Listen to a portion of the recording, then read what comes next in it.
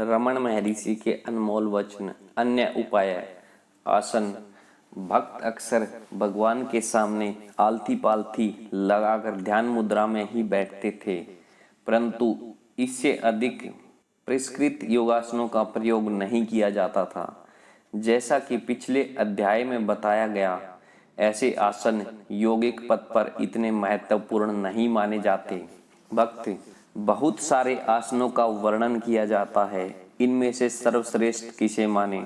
भगवान मन की एकाग्रता ही सर्वश्रेष्ठ आसन है। हठ योग। भगवान हठ योग शरीर को स्वस्थ रखने का दावा करता है, इसलिए आत्म विचार बाधा रहित हो सकता है। उनका मानना है कि जीवन दीर्घायु होना चाहिए ताकि अन्वेषण को उसके अंतिम चरण तक सफलतापूर्वक ले जाया जा सके। इसके अतिरिक्त कई लोग इसके लिए कायाकल्प जैसे साधनों का भी प्रयोग करते हैं।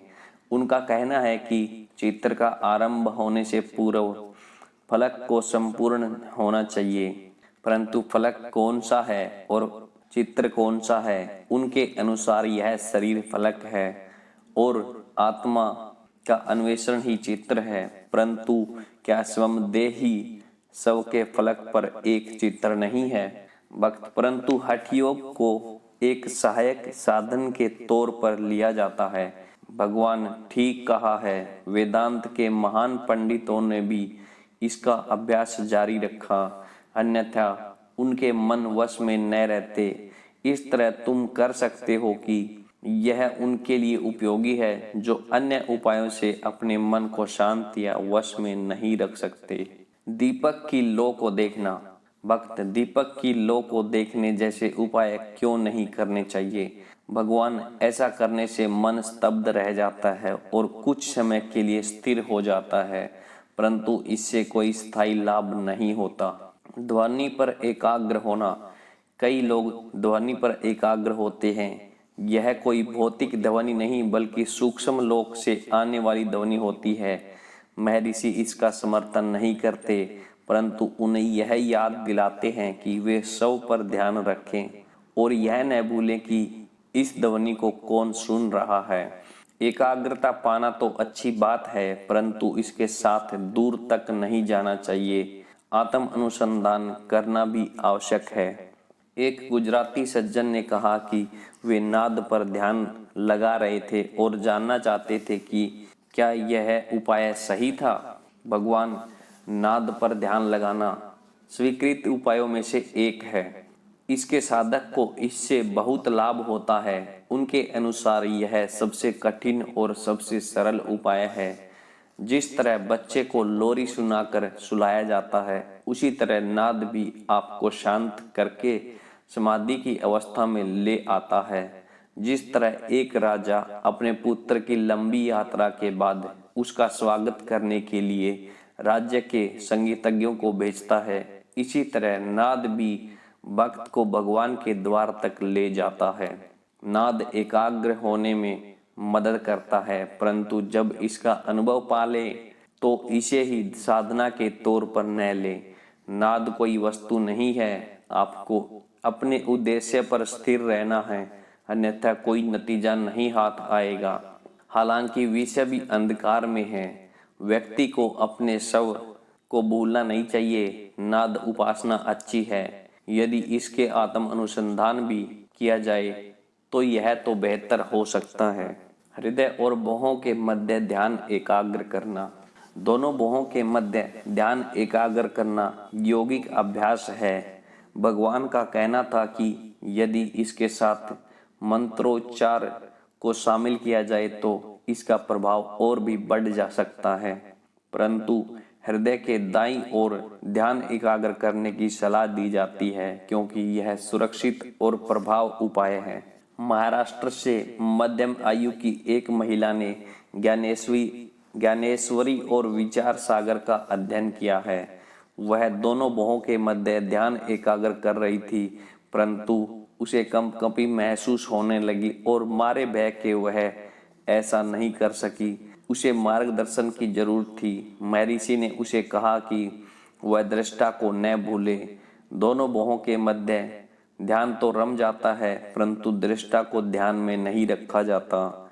अगर हमें इसे हमेशा याद रखेंगे तो अति उत्तम होगा। एक आगंतुक ने कहा, अपने माथे पर दोनों भुवों के मध्य ध्यान एकाग्र करने को कहा गया है, क्या ऐसा करना ठीक होगा? भगवान, सबको पता है कि वह है, परंतु व्यक्ति इस सजगता को उपेक्षित करता है और ईश्वर की तलाश करता है।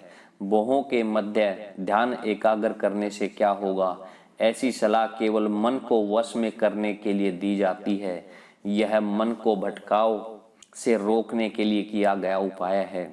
मन को जबरन एक दिशा में लगाया जाता है ताकि उसे एकाग्र होने में मदद मिल सके, परंतु बोध के लिए स्वयं से पूछना होगा कि मैं कौन हूँ। वर्तमान समस्या मन को प्रभावित करती है और इसे मन की मदद से भी हटाया जा सकता है। भक्त, श्री भगवान ने हृदय को चेतना का स्थान और सब से एक रूप बताया है।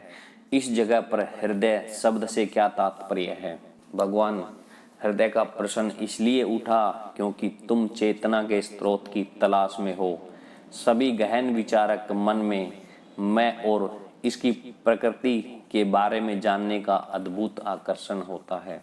इसे आप कोई भी नाम दे सकते हैं। भगवान, सब, हृदय, चेतना का स्थान, सब एक ही बात है। बस यह बात उल्लेखनीय है कि हृदय का अर्थ अस्तित्व का मूल, वह केंद्र जिसके बिना कहीं भी कुछ भी नहीं है। भक्त, परंतु श्री भगवान ने भौतिक देह के बीच मध्य हृदय के लिए एक स्थान तय किया है। वह छाती के बीच में है, मध्य रेखा के दाईं ओर 2 अंगुली। भगवान, हाँ, ऋषियों के अनुसार वही आध्यात्मिक अनुभव का केंद्र है। आध्यात्मिक हृदय केंद्र शरीर के उस हृदय से अलग है जो शरीर में रक्त को शुद्ध करने का काम करता है। आध्यात्मिक हृदय केंद्र भौतिक देह का भाग नहीं है। यह हृदय आपके अस्तित्व का अंश है जिससे आप सही मायनों में जुड़े हैं। भले ही आप सोए हो, जागे हो या स्वप्न में हो, किसी काम में हो या समाधि में हो, यह आपके साथ रहता है। भक्त, उस दशा में इसके शरीर के किसी अंग में नियोजित कैसे किया जा सकता है? अगर हम इस हृदय के लिए एक स्थान तय कर देते हैं तो इस तरह यह भौतिक सीमाओं में आ जाएगा जो किसी समय और स्थान से भी परे है। भगवान, ठीक है, परंतु जो व्यक्ति हृदय की स्थिति के बारे में बात करते हैं वह स्वयं का अस्तित्व शरीर के साथ मानता है। यह प्रश्न रखते हुए क्या तुम कह सकते हो तुम्हारा शरीर यही है, परंतु तुम कहीं और से बोल रहे हो? नहीं, तुम अपने देह के अस्तित्व को स्वीकार करते हो। उसके दृष्टिकोण से भौतिक शरीर का संदर्भ दिया जाता है। अगर सच कहें तो शुद्ध चेतना अदृश्य है, यह अखंड है। इसका कोई आकार, आदि या अंत नहीं है, कोई दायां या बायां नहीं है। केवल विशुद्ध चेतना है जो हृदय है, जिसमें सब शामिल है। कुछ भी इससे बाहर या अलग नहीं है। यही परम सत्य है। भक्त, मैं श्री भगवान के इस कथन को कैसे समझूं कि हृदय केंद्र का अनुभव वक्ष में एक निश्चित स्थान पर है? भगवान, विशुद्ध चेतना पूरी तरह से भौतिक शरीर से अलग है और मन से परे जाना है। प्रत्यक्ष अनुभव की बात है। ऋषि अपनी विदेह और अनंत अस्तित्व को जानते हैं जिस तरह एक अज्ञानी अपने शारीरिक अस्तित्व को जानते हैं, परंतु चेतना का अनुभव शारीरिक अनुभव के साथ और उसके बिना भी हो सकता है। विशुद्ध चेतना के शरीरहीन अनुभव में ऋषि समय और स्थान से परे हैं और हृदय के स्थान का प्रश्न ही पैदा नहीं होता। हालांकि भौतिक शरीर चेतना से परे नहीं रह सकता, विशुद्ध चेतना के साथ ही शरीर की सजगता बनाए रखनी होगी। हालांकि शरीर का अस्तित्व सीमित है और यह कभी चेतना के साथ सह अस्तित्व नहीं रख सकता जो अनंत और शाश्वत है। शरीर की चेतना उस विशुद्ध चेतना का प्रतिबिंब मात्र है, मानो वह स्वयं ही चेतना हो। ऋषि मुनि इसी भाव से शारीरिक अस्तित्व के लिए सजग होते हैं। भक्त, मेरा जैसा व्यक्ति जिसके पास हृदय या किसी स्मरण शक्ति का अनुभव नहीं है, इस बात को समझना थोड़ा कठिन लगता है। संभवतः हृदय की स्थिति के लिए हमें किसी तरह के अनुमान पर निर्भर होना चाहिए। भगवान, अगर हृदय की स्थिति के लिए किसी तरह के अनुमान पर निर्भर होना हो तो यहाँ तक कि एक अज्ञानी को भी इस बारे में ज्यादा विचार नहीं करना चाहिए। नहीं, आपको किसी अनुमान पर नहीं रहना, यह तो एक सहज प्रज्ञा है जो आपके भीतर से आती है। भक्त, ऐसा सहज ज्ञान किसके पास है? भगवान, सबके पास होता है। भक्त, क्या भगवान मुझे हृदय का सहज ज्ञान देंगे? भगवान, नहीं, हृदय का नहीं, परंतु तुम्हारे मामले में तुम्हारी पहचान के साथ हृदय की स्थिति का ज्ञान देना होगा। भक्त, श्री भगवान कहते हैं कि मैं अपने सहज ज्ञान से भौतिक शरीर में हृदय केंद्र का स्थान जान लूंगा। भगवान, क्यों नहीं? भक्त, अपनी ओर संकेत, क्या भगवान निजी तौर पर मेरी बातें कर रहे हैं? भगवान, हाँ, वही सहज ज्ञान है। तुमने केवल संकेत से अपनी बात कैसे की? क्या तुमने अपनी छाती के दाईं ओर अपने हाथ नहीं रखा? यही तो हृदय का केंद्र है। भक्त, तो हृदय केंद्र का स्थान सही तरह से पता न होने पर मुझे इसी सहज ज्ञान के सहारे रहना होगा। भगवान, इसमें क्या बुराई है? जब एक स्कूली बच्चा कहता है मैंने यह सवाल अच्छी तरह से हल किया है, या जब वह आपसे कहता है मैं भागकर कॉपी ले आता हूँ, तब क्या उसने सवाल हल करने वाली बात में अपना दिमाग की ओर संकेत किया या कॉपी लाने के लिए अपनी टांगों की ओर संकेत किया? उसने दोनों बातें कही हैं, अपनी ओर अंगुली उठाई है। इस तरह उसने अपने भीतर छिपे मैं को संबोधित किया है। यह एक सहज ज्ञान है जो हर व्यक्ति के भीतर होता है। हर व्यक्ति ऐसा ही होता है। भौतिक शरीर में हृदय केंद्र का स्थान जानने के लिए इसे ठोस प्रमाण और क्या हो सकता है? भक्त, परंतु इन दोनों में से सही दृष्टिकोण क्या है?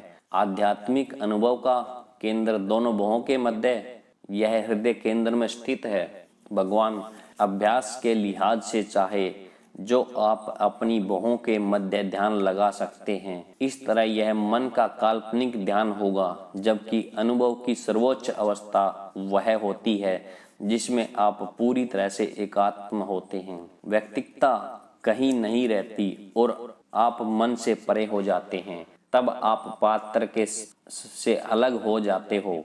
भक्त, मैं अपने प्रश्न को थोड़ा अलग तरह से रखना चाहूंगा। क्या भवों के मध्य के स्थान को आत्मा का स्थान कह सकते हैं? भगवान, तुम सहमत हो कि आत्मा ही चेतना का परम स्रोत है और यही मन की तीनों अवस्थाओं में आसीन है।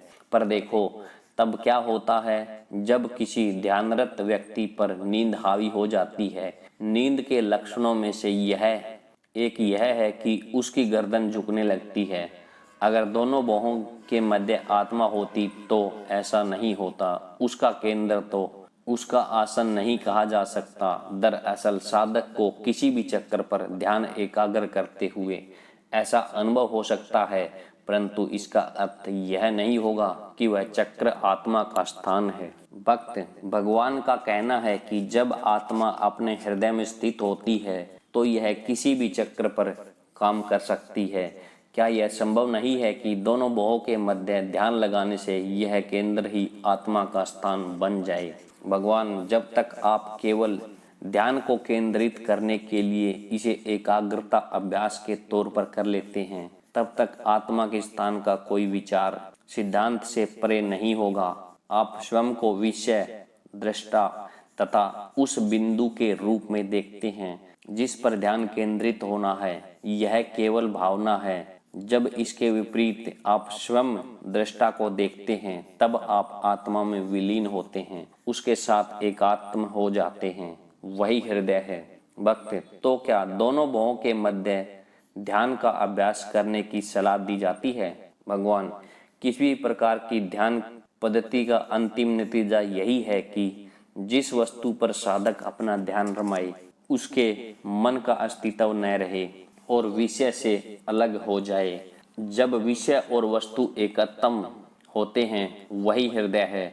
दोनों भवों के मध्य का स्थान ध्यान का अभ्यास तकनीक का एक अंग है और कुछ समय के लिए विचारों को सही तरह से वश में किया जा सकता है।